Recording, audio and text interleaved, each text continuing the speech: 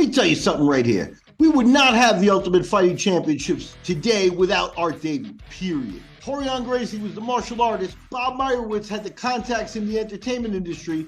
So what did Art Davie bring to the table? Besides the creative part, he was the glue guy that kept the team from stalling. How do you get a bunch of high-end New York lawyers of Jewish descent, to sit down and work with these crazy Brazilians? Art Davie's how. You need a fast talker from Brooklyn to keep it all together. Art Davie was the UFC glue guy.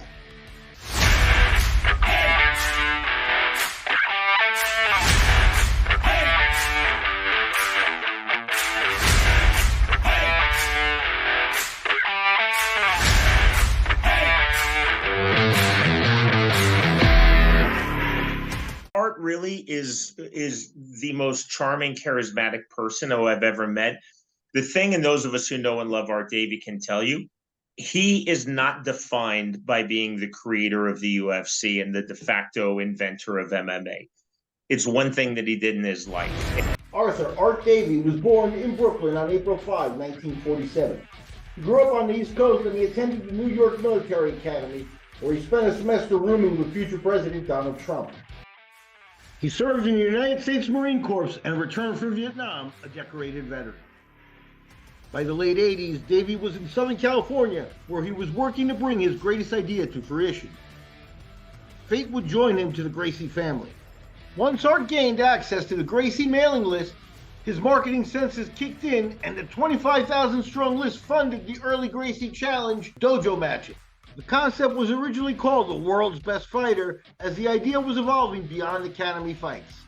By 1993, Art was ready to unleash the Ultimate Fighting Championships on the world. Rorion and the Gracies had jiu-jitsu in their legacy. Bob Meyerowitz had the contacts, and he was also looking for the entertainment industry's it factor. From the beginning, Art Davie was the purist. He wanted the best fighters in the world. Every story I heard, I thought, you know what? All roads lead back to Art. And I thought, this is Art's story. The story of UFC is Art's story. Because Bob Meyerowitz, brought in by Art. Campbell McLaren, same thing. Big John McCarthy. Rorion Gracie.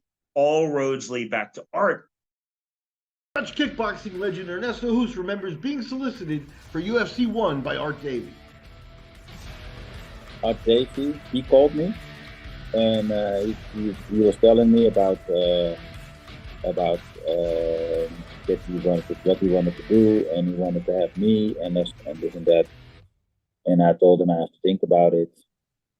And then later I said, no, I'm not going to do it because with bare hands and everything, I didn't feel comfortable.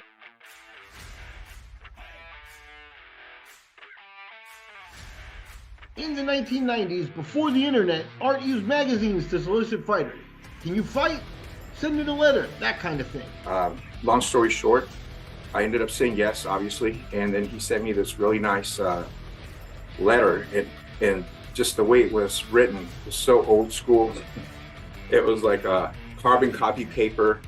It was like written out of the 50s. And so he sent me that.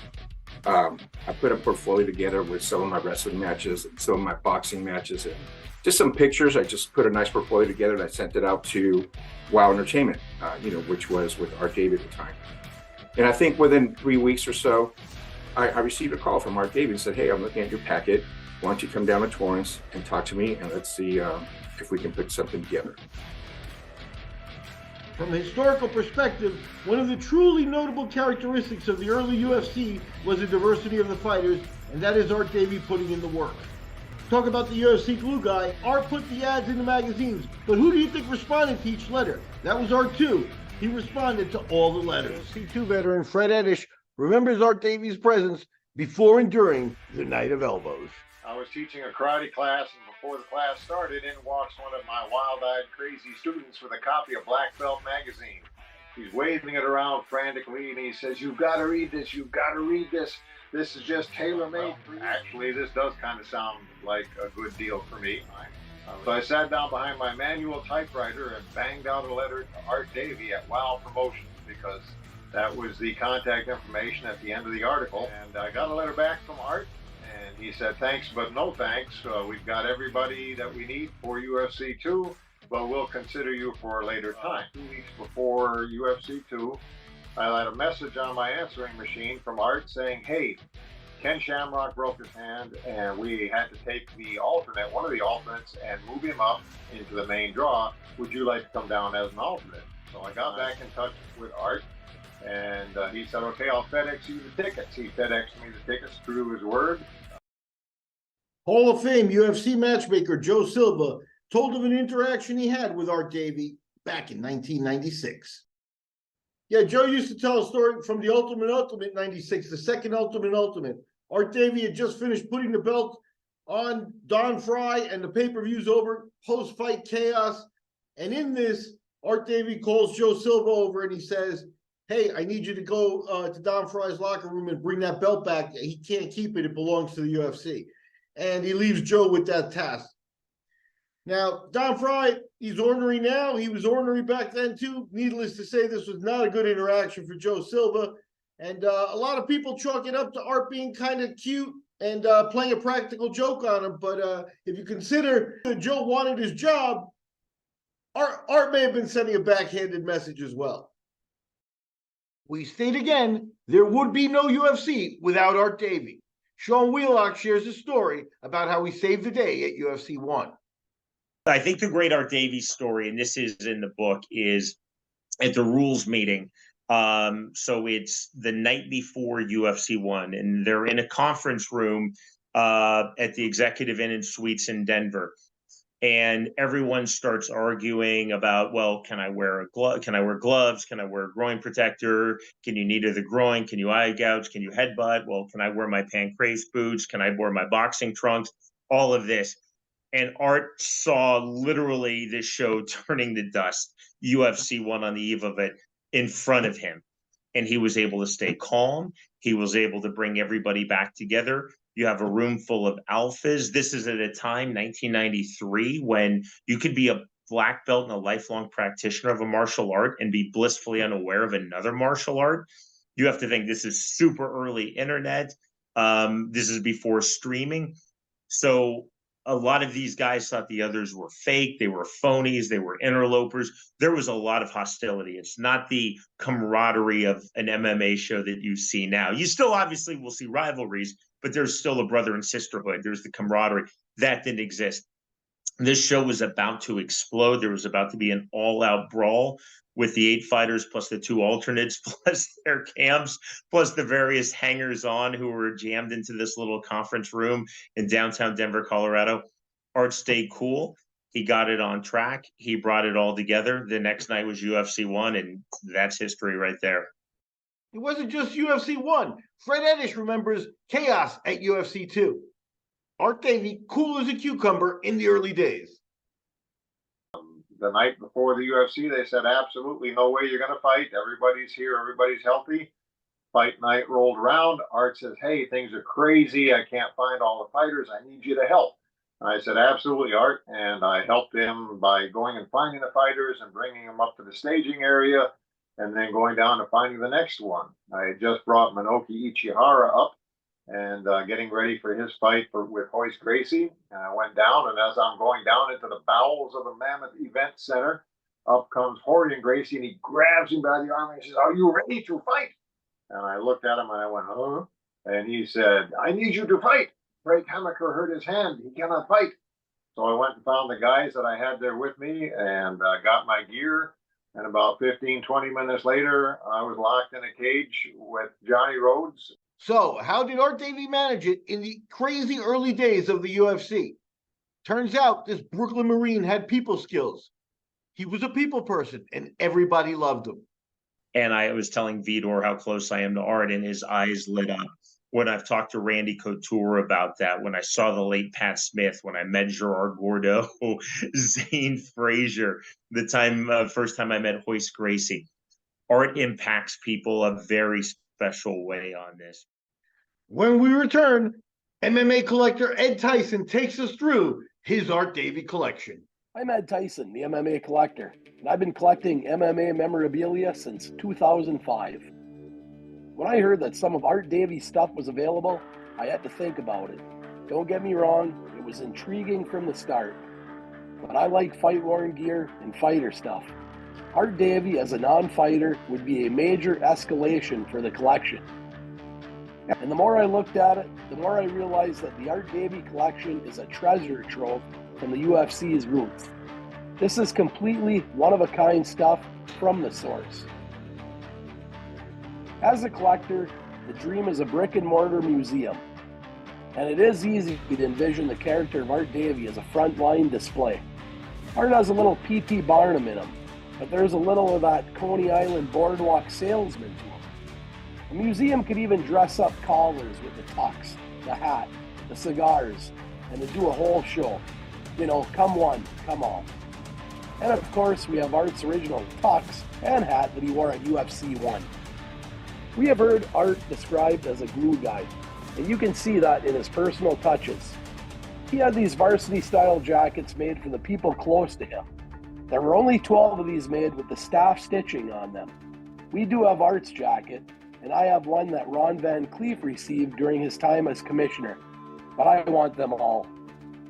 When he gave Ron Van Cleef the commissioner job, it was a personal touch, a hats off to a lifelong martial artist. Art's concept that this was a sport and it should have a commissioner was way ahead of its time. And it wasn't just talk.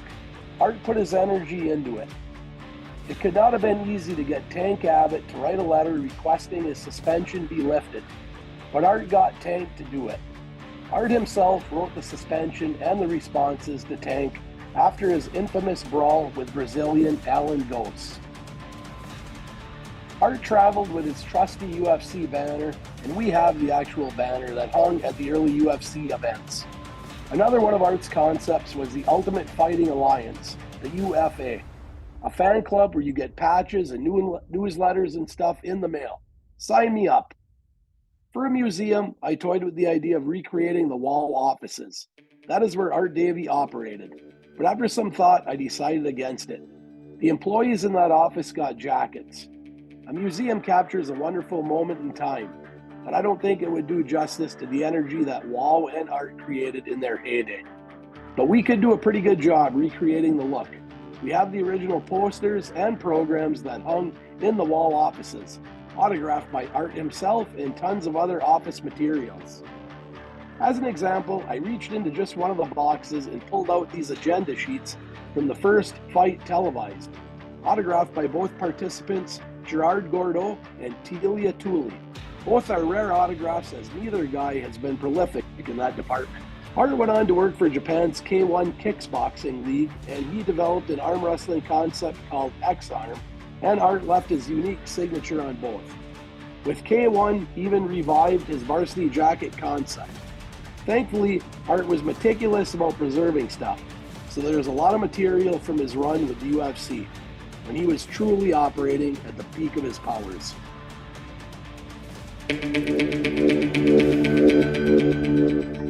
I'm going to start out with this Ultimate Alliance sticker. This is probably one of the last of these left from the original days of the Ultimate Fighting Alliance. This would have been given out to gyms that participated in his club and fans. He also would give out a couple of patches for the members of the same appearance. Yeah, the sticker's pretty big. I want to say it's probably about 20 inches wide. So it's pretty good size. Would have looked good on the glass window of a dojo or gym, and that's kind of what how they handled those.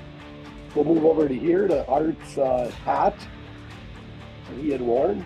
Not the nicest looking hat, in my opinion, but yet it was Art's, and even signed it for us. And it's simple, but why 30 years, it's still in great shape. Yes, yeah, it is. It doesn't look like it was worn much. Another thing that I want to include, I didn't get this directly from Art, but this is the check that Steve Jennum won from his victory at UFC 3. Art had that made by someone that was just made by hand. And, Wow. Art signed it right there. Steve Jennum won that fight as an alternate, or won that event as an alternate, so had to just fight one time that night to win the $60,000. Not a bad deal. Oh, behind us, you can see this big promo poster that was hung in the wall offices back in the 90s.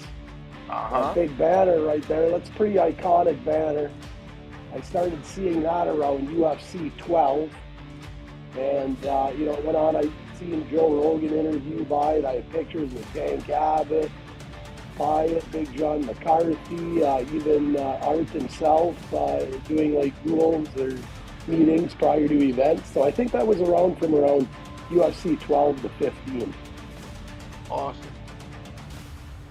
Over here we have some binders just jam-packed with information that we can get into here in a minute. Here's Art's tuxedo from UFC 1. It even is complete with his medals from when he was in the Marine Corps. Wow. His hat, pants, even his shoes we have. It's funny, Really the hat's so iconic to me because, Art's a little guy, and you could just see everybody going crazy at the show and being like, where's Art? Where's Art? Where's Art? How many times did that get said? You know what I mean? And it must have been like, exactly. Look the hat. Here is another little cool program that was hung in the wall offices. This is the UFC 1 program. On the back, Art even let us know this hung in the wall office in 1994. Art Davie. Art was pretty meticulous with this stuff. He sure was. This picture, I believe, is from UFC 14. It has Art, and I see Coleman and Severn and various other fighters. And this was nicely framed and hung in his office, along with this picture here of Royce Gracie with his UFC 1 medal. Art signed that as well.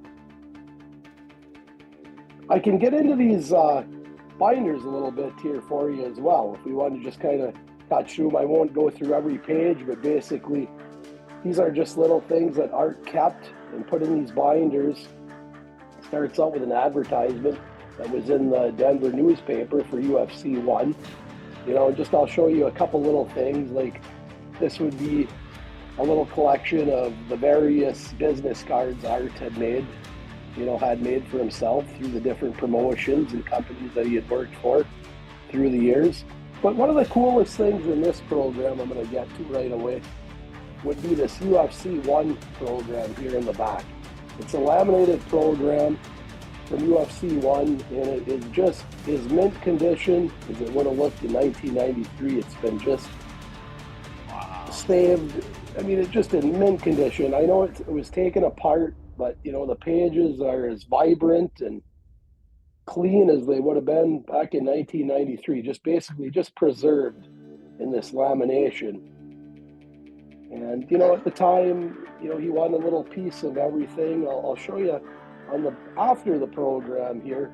There's also this little advertisement that was made for UFC 1, and I want to just kind of point out what you could get as a little VIP package in them days. You get a ringside ticket for $50, and a deluxe reserve room at the fight headquarters, autograph photo sessions with all the fighters, a post-fight cocktail party, and VIP tickets to a Saturday night block tie masked ball, which at that time the UFC was on a Friday night. So I mean, this was a couple days just jam-packed with time that you could spend with the fighters, and the price tag on it was $359 per person or $499 for two people. I mean, I don't think that we could get deals like that anywhere close to that anymore to get what you were getting. You wouldn't even get in the building with that amount of money. You barely can. So I thought that was a pretty interesting thing to show here. I can move over to this one. These are all of his notes, which he started taking right around April of '93, prior to the event. And I mean, there's just so much information in these, relating to getting the first UFC orchestrated on to even as far as I believe it ends around 1996. I'm not mistaken. Yeah, into the mid 90s. Wow. And it's just a really treasure of information. You know, Wow, and he contacts that kept he all those made. notes, handwritten Yeah. notes too. Amazing. He kept all these handwritten notes, which is really interesting. Another binder I have right here is a very thick binder, just full of like odd things, like letters that he corresponded with fans.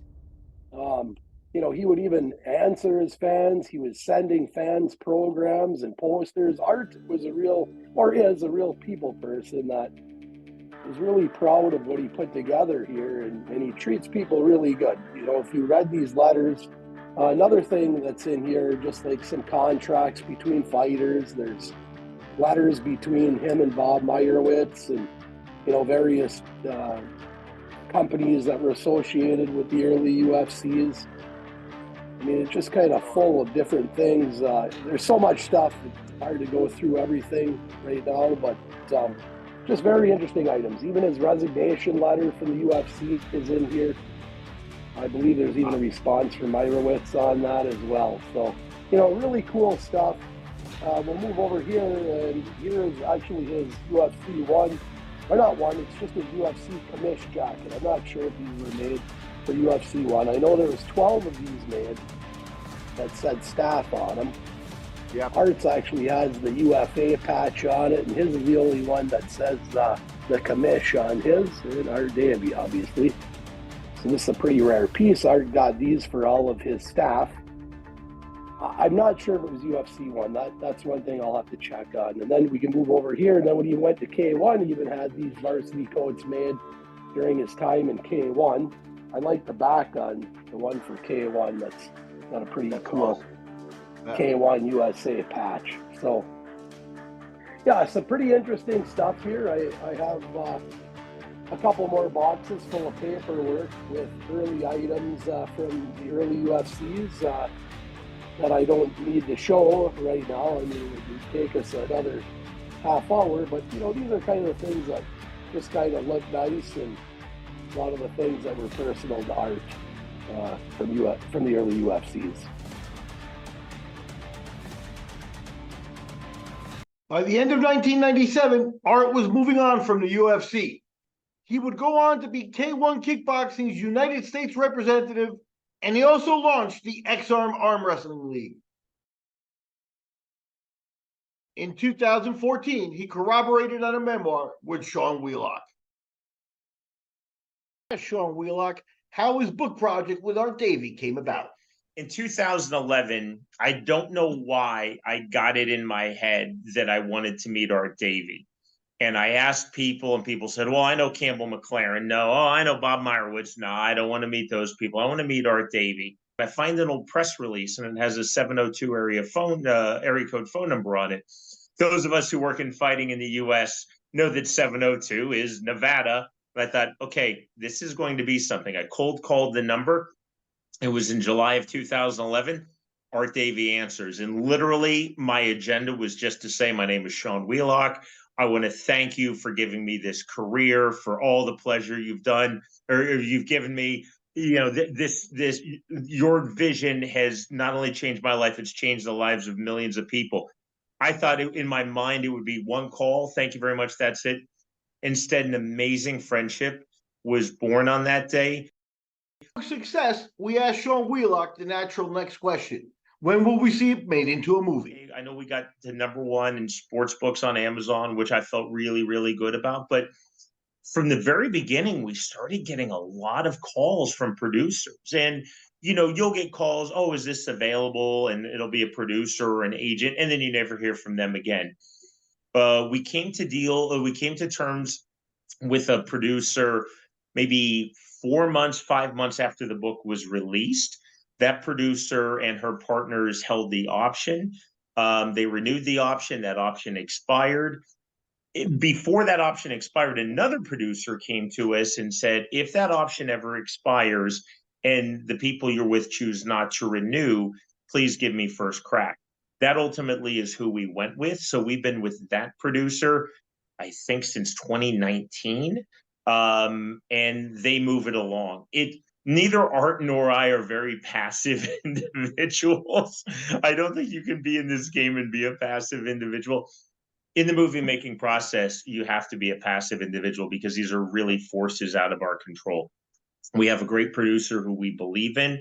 That producer, he's getting it to studios, screenwriters, scripts. But then what happens, you know. Does talk of an Art Davie movie excite you? It does us, you know, and plus his personality, the whole Brooklyn, who would play him? You know, we need a young Joe Pesci or something. I thought Adam Sandler, but if this movie ever gets made, Wow. Art and I are just consultants. We're not producers, and we're not casting directors on it. I could, especially after seeing Uncut Gems, I would think Adam Sandler would be perfect.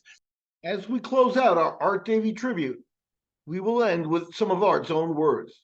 He is often asked, is he bitter about selling the UFC, not becoming a billionaire himself?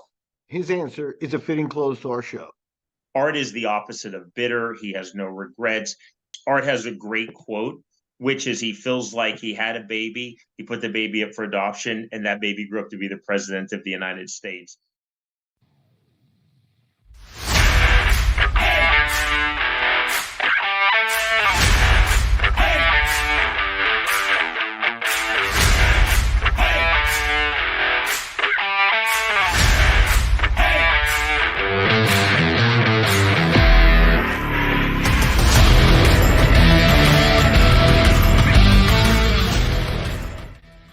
Hey, don't go away yet. Sean Wheelock is going to tell us where you can pick up a copy of Is This Legal? Art Davie's UFC memoir. In the meantime, if people want to buy the book, you can find it on Amazon. Every once in a while, you'll see a stray copy in Barnes & Noble, but this book's been out for 9 years now, so Barnes & Noble, it's unlikely you'll see it. You can go to Amazon. The best price is thislegalthebook.com, thislegalthebook.com. That's some of the inventory Art and I have. You can get autographed copies, personalized autographed copies from Art.